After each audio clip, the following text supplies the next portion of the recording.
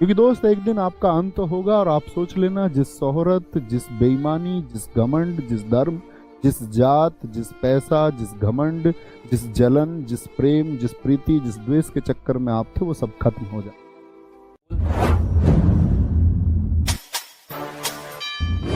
और मैं ऐसे कहता हूँ इसलिए बात के लिए नहीं कहता कि ये कोई महानता है। मैं आपको दिखाना चाहता हूँ कि आपको समझना होगा कि आपके इमोशंस को कौन समझता है, आपके इमोशंस के साथ कौन खिलवाड़ करता है, आपकी भावनाओं का प्रयोग कौन कब कैसे करना चाहता है। यदि आप नहीं समझेंगे, क्योंकि मैंने देखा है बच्चे बड़े भावुक होते हैं, जैसे कि ह्यूमन इंटेंशन भी है, उसके बारे में प्लीज 30 सेकंड सुनो। ह्यूमन इंटेंशन क्या चीज है? जैसे आप आज एक आदमी को देखें, एक ही आदमी है, आपने देखा वह सड़क पर एक रिक्शे वाले के लिए धक्का लगा के उसकी मदद कर रहा है, तो आपके मन में कैसे विचार आएंगे? आप कैसे कमेंट्स लिखेंगे? तब वीडियो के नीचे आप लिखेंगे कि वाह, मतलब पॉजिटिव होगा ज्यादातर। कोई इक्का दुक्का वो महारथी होगा जो बुद्धि के अपर लेवल पे होता है, वो कहेगा कि वीडियो बनवाने के लिए मदद की गई। उस तरह के लोग हमेशा हों। वही सेम आदमी कल आप देखें किसी रिक्शे वाले को पीट रहा है, तब आपके अंदर कैसा भाव आएगा? आदमी वही है जो एक दिन रिक्शे वाले की मदद कर रहा था और अगले दिन एक अन्य रिक्शे वाले को पीट रहा था, आपके अंदर क्या भाव आएगा? तो सीधी सी बात है, एक नेगेटिव भाव आएगा।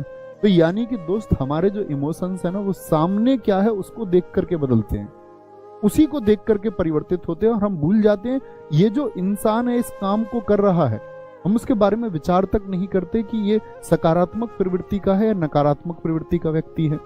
वही व्यक्ति तो वही था जिसने एक दिन मदद की और एक दिन क्या किया, आपका एक दिन रिक्शे वाले को पीटा भी। तो यानी कि अब आप सोचोगे यार ये दो तरह का ऐसा क्यों, मानसिक संतुलन क्या इसका बिगड़ा हुआ है? तो हम घटना के पीछे के सत्य को कभी नहीं जानना चाहते, हम तो सिर्फ ये देखते हैं कि प्रत्यक्ष रूप से हमारे सामने क्या है और हम अपनी एक राय बना लेते हैं।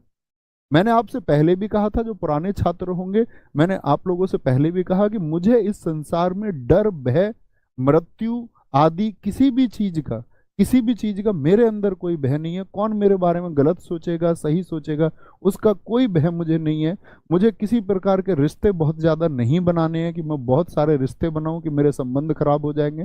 कुछ एजुकेशन के बारे में कि लोग कुछ गलत तरीके से क्या प्रयोग करें उसके बारे में कहने से मुझे कोई गुरेज नहीं है, क्योंकि मैं ये जानता हूं कि मैं उस तरह के कृत्यों में शामिल नहीं हूं।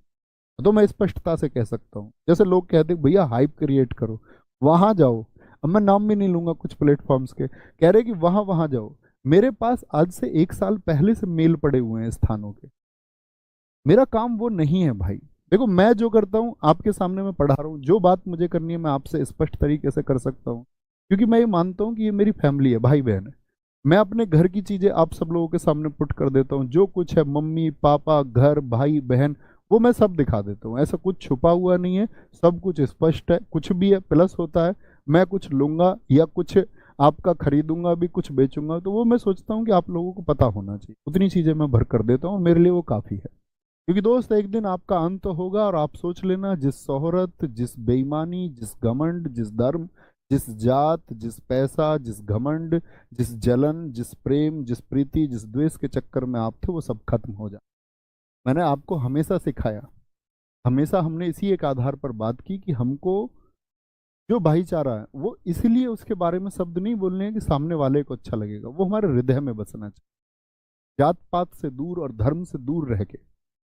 इसीलिए ये आपका चुनाव होगा कि आप किसी पॉलिटिकल पार्टी के एजेंडे पर या किसी भड़काऊ व्यक्ति के एजेंडे पर, या आप अपनी एक डेवलप सोच के साथ में चीज देखते और सोच, ठीक है? तब सही एक कंक्लूजन निकल के आएगा, तब जो आप सोच पाएंगे वो सबसे बेहतर होगा।